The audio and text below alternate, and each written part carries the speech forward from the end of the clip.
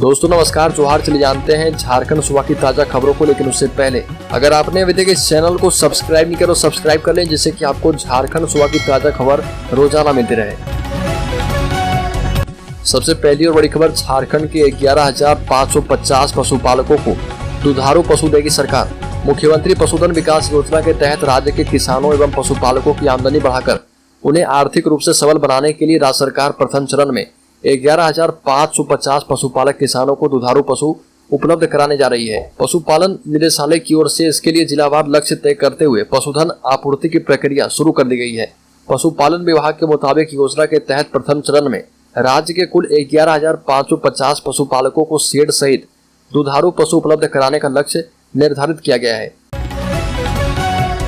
बढ़कर मुख्यमंत्री हेमंत सोरेन को ईडी के नोटिस से आक्रोशित हुए सत्ताधारी दल के नेता। सीएम हेमंत सोरेन को ईडी के नोटिस के बाद इंडिया गठबंधन में आक्रोश है।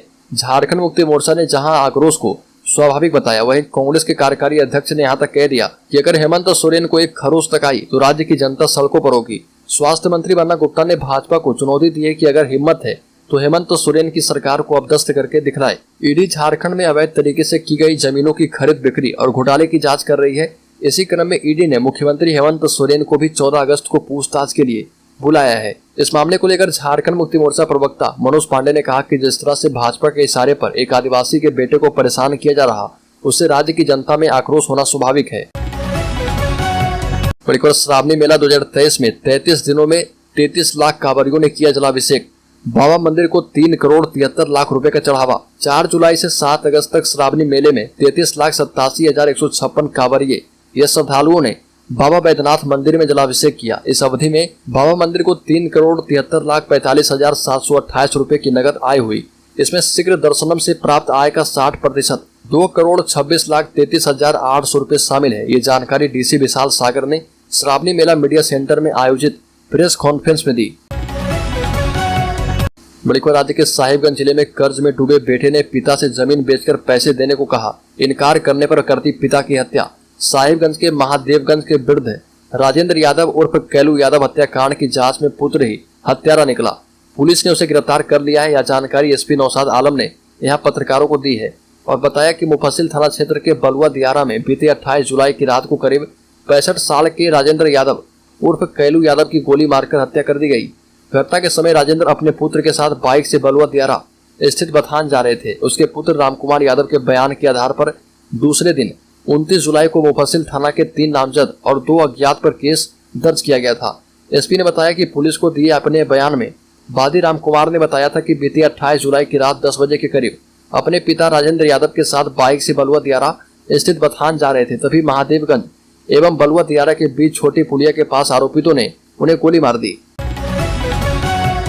बड़ी खबर, खतरे में है बोकारो स्टील प्लांट। ठेका श्रमिक के रूप में काम कर रहे अपराधी। बता दें कि बोकारो स्टील प्लांट के इस्पात से युद्धपोत INS विक्रांत का निर्माण हुआ है। यहाँ की स्टील का कई देशों में निर्यात हो रहा। अब आलम यह है कि इसी संयंत्र की सुरक्षा खतरे में है। यहाँ पर अपराधी बतौर ठेका श्रमिक के रूप में काम कर रहे।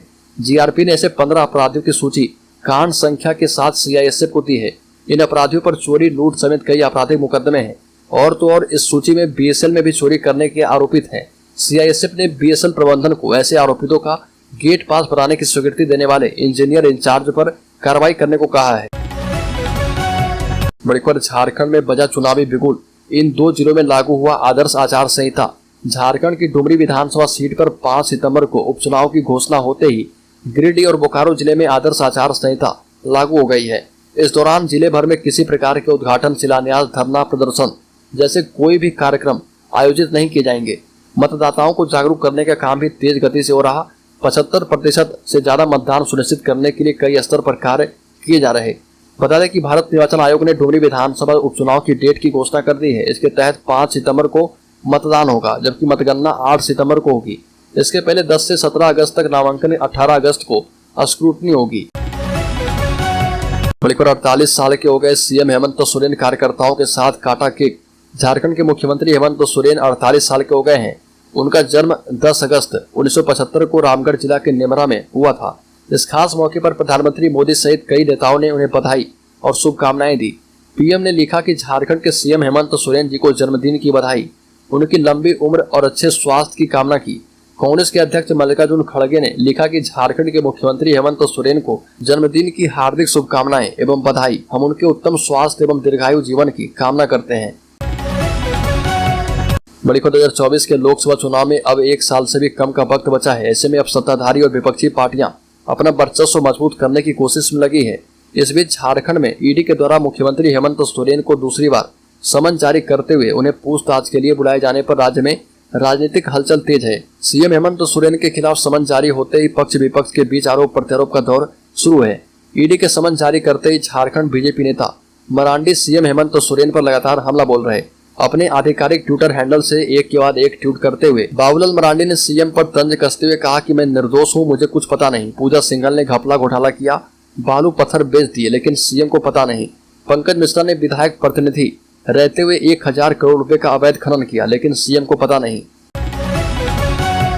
बड़ी खबर आदिवासी दिवस के नाम पर मनाया गया सोरेन राज परिवार दिवस। झारखंड भाजपा के प्रदेश अध्यक्ष बाबूलाल मरांडी ने कहा कि झारखंड में आदिवासी दिवस के नाम पर सोरेन राज परिवार दिवस मनाया गया। सरकार के द्वारा आयोजित समारोह में झारखंड के वीर शहीदों और महान क्रांतिकारियों का अपमान हुआ है। ये भी कहा कि समारोह के प्रचार प्रसार में करोड़ों रुपए खर्च कर दिए गए, लेकिन पोस्टर बैनर में राज्य के महान विभूतियों सीधो कानू, चांद भैरव, तिलका मांझी और भगवान बिरसा मुंडा को कोई जगह नहीं दी गई। बाबूलाल मरांडी ने कहा कि सत्ता के अहंकार में जब सत्ताधारी वीर क्रांतिकारियों का तिरस्कार करने लगे तो उसका पतन सुनिश्चित है। बड़ी खबर झारखंड मुक्ति मोर्चा के विधायक लोबिन हेम्ब्रम इन दिनों एक अलग ही अंदाज में दिख रहे। सुरक्षा गार्ड नहीं मिलने पर बोरियो विधायक लोबिन हेम्ब्रम तीर धनुष वाले बॉडीगार्ड के साथ क्षेत्र में नजर आ रहे। लोबिन हेम्ब्रम एक बार फिर राज्य सरकार पर बरसते दिखे हैं। बीते दिनों मॉनसून सत्र के दौरान लोबिन हेम्ब्रम ने सुरक्षा गार्ड की मांग की थी। 15 दिनों के अंदर सुरक्षा गार्ड दिलाने की मांग की थी। लोबिन हेम्ब्रम ने कहा कि हमने पहले मुख्य सचिव डीजीपी के पास और फिर केंद्रीय गृह मंत्रालय को पत्र लिखकर गार्ड की मांग की, लेकिन कुछ हुआ नहीं। इसके बाद बीते दिनों सदन में भी इस मामले को उठाया गया, लेकिन अब तक उन्हें सुरक्षा गार्ड नहीं मिला है। लोबिन हेम्ब्रम ने कहा कि मेरे घर से भी सुरक्षा गार्ड हटा दिए गए हैं, मेरी जान को खतरा है। इसी वजह से मैं पारंपरिक हथियार वाला गार्ड लेकर चल रहा। ये बिना लाइसेंस का हथियार है और बिना आवाज करने वाला बंदूक है। लोबिन हेम्ब्रम ने कहा कि 2-4 और भी लड़कों को तैयार कर रहा जो कि तीर धनुष लेकर मेरे साथ रहेंगे। बड़ी खबर डुमरी उपचुनाव में संवेदनशील एवं अति संवेदनशील बूथों पर होगी कड़ी सुरक्षा व्यवस्था। गिरिडीह डीसी-एसपी ने की बैठक। डुमरी विधानसभा उपचुनाव की घोषणा के साथ ही गिरिडीह जिला प्रशासन भी रेस हो गया है। आगामी 5 सितंबर को होने वाले उपचुनाव को लेकर डीसी नमन प्रियस लकड़ा के नेतृत्व में समाहरणालय की बैठक की गई।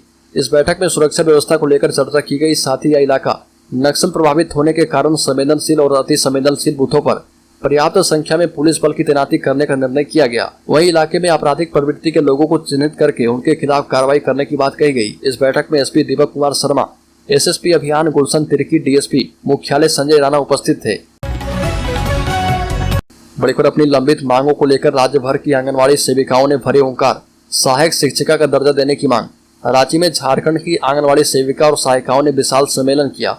इस दौरान उन्होंने झारखंड सरकार से कई मांगे रखी। इस महासम्मेलन के मौके पर कांग्रेस के प्रदेश अध्यक्ष राजेश ठाकुर ने इनकी मांगों को सरकार तक पहुंचाने की बात कही है। राज्य के अलग अलग जिलों में से आई आंगनवाड़ी सेविका और सहायिकाओं की ओर से झारखंड प्रदेश आंगनवाड़ी कर्मचारी सभा की महासचिव सुंदरी तिर्की ने कहा कि वर्तमान हेमंत सोरेन की सरकार ने आंगनवाड़ी सेविका सहायिकाओं का मानदेय जरूर बढ़ाया, लेकिन जो मूल मांग है उस पर न पूर्व की सरकार ने कोई फैसला किया और न ही वर्तमान की सरकार ने। सुंदर तिर्की ने कहा कि हमारी पहली मांग है कि राज्य भर की आंगनवाड़ी सेविका और सहायिका को सरकार राज्य कर्मी का दर्जा दे। सेविका को प्रारंभिक शिक्षिका का और सहायिका को चतुर्थ श्रेणी कर्मी का दर्जा सरकार दे। इसके साथ साथ अनुकंपा पर दी जाने वाली नौकरी के लिए जो प्रावधान सेविका सहायिका के लिए तय किया गया है उसे और भी सरल बनाया जाए।